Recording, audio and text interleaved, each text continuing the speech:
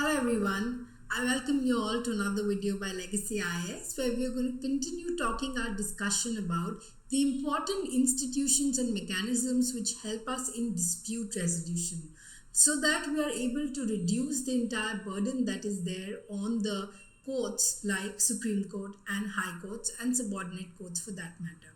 So in order to resolve this particular issue, in this discussion, in this video, we're going to talk about fast track courts. The courts which are essentially designed to kind of help in providing speedy justice, because justice delayed is justice denied. So in order to look into this entire discussion, we have fast track courts being talked about as a resolution to kind of address these issues. But is it always good to be fast? That is what we're going to understand in the shortcomings of this particular video, and also look at what are the areas whereby we need to improve these fast track courts to make it robust systems. As in when the society evolves, the situation become complex, we need to have such improvements being installed into such mechanisms. So that is what we're going to discuss in this entire video today. So as far as fast track courts are concerned, essentially we have this issue. The background of it is that we need to expedite, fasten the disposal of mounting areas of cases.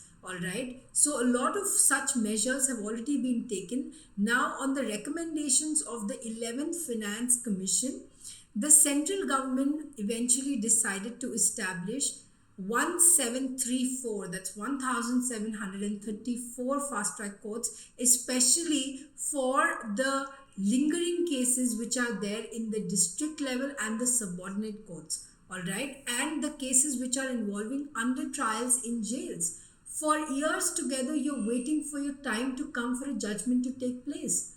What about those lost years? And worse, if you're found innocent.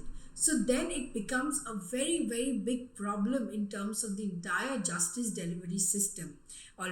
So under Article 275 of the Constitution, rupees 502.90 crores have been allocated to the states in order to set up such courts, along with after consultation of the respective high courts which are there in each of these states. So this particular Finance Commission also requested the state's government to utilize the expanded amount of taxes which have been the share of taxes which have been increased from 32 to 42%, utilize this and try to set up such courts. So accordingly, as of June 2022, we have 892 fast track courts in the country. Setting up these particular courts and its functioning, they all lie within the purview of the state governments, of course in collaboration with the respective high courts.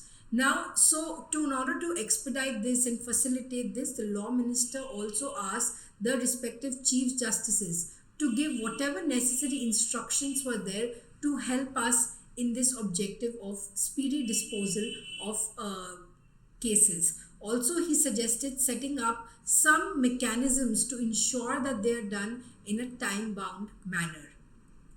The advantages of these particular courts are immense actually. Firstly, we are able to declog the entire judicial system. These courts assist in declogging the system, the judiciary which is basically suffering from pendency and the slow disposal of cases. Deliver justice for under trials. This is what I was telling you, which is so very important, that the cases which can basically be done only through an expedited manner, and you're able to reduce under trials, you're able to reduce the amount of people who are there in the jails.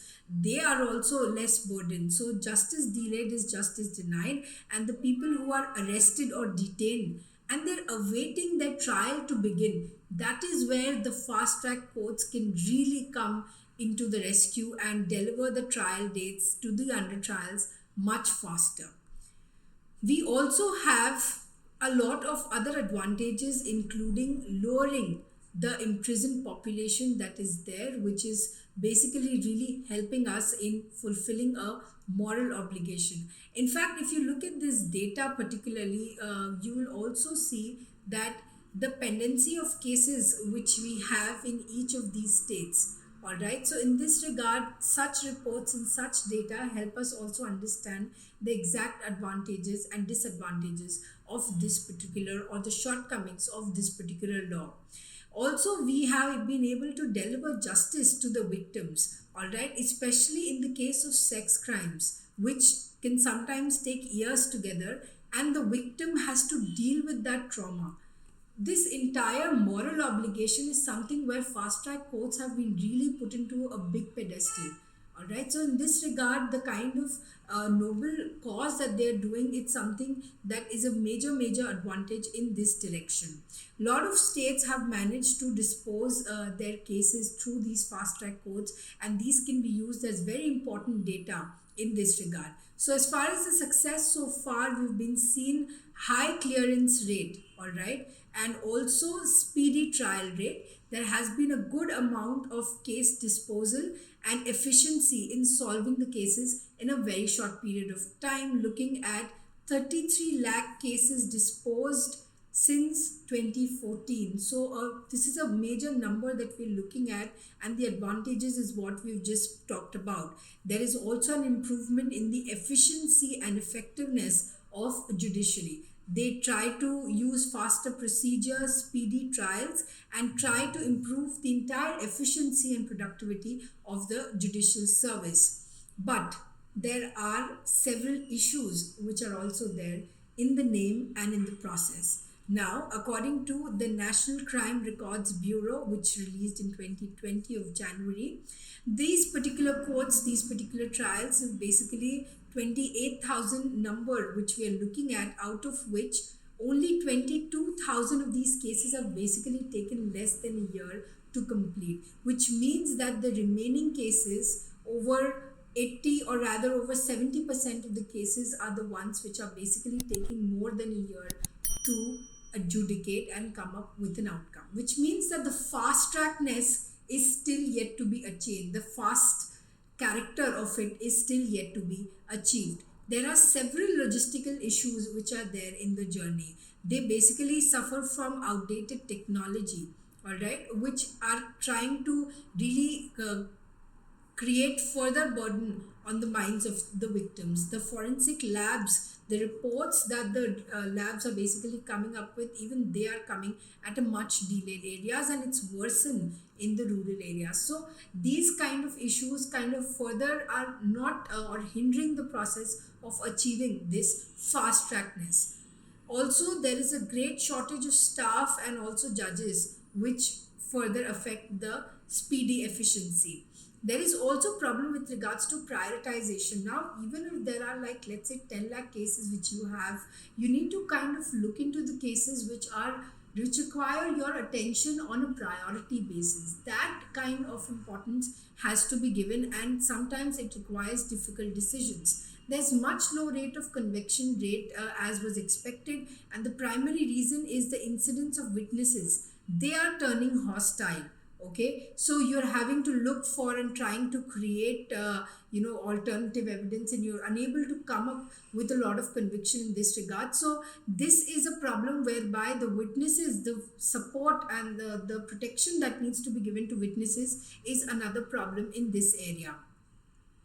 We need to really understand that just for the sake of being fast, if you're trying to rush into justice, sometimes it can have disastrous ramifications, all right, especially in cases of rape. If a wrong consequence has basically come, it can affect anyone, either the victim or the one who has been accused, and it can have a traumatic experience for the rest of their lives. So there's a lot of sometimes pressure of by the media in order to look into certain cases, but that is not the process and that is not the objective with which these courts have been formed. So there needs to be a lot of improvement that needs to be done in this regard, and it can begin with having a particular dedicated legislation in this regard, the absence of which is actually affecting the functioning of these particular courts. There is a lot of political pressure that is also there in some of these codes. There is no legal framework which is kind of determining the objectives, the functioning, the procedures which have to be followed. So several procedures have to be listed out with regards to medical reports, charge sheeted, and how this entire structure has to be framed and followed. Also, these particular professionals who are dealing with these fast track courts need to be trained. All right, these judicial officers, prosecutors, they need to be trained, especially in cases which are very, very sensitive, like violence against women. We need to have proper infrastructures. It can be digital or non-digital, but those are essential as places for these courts to function.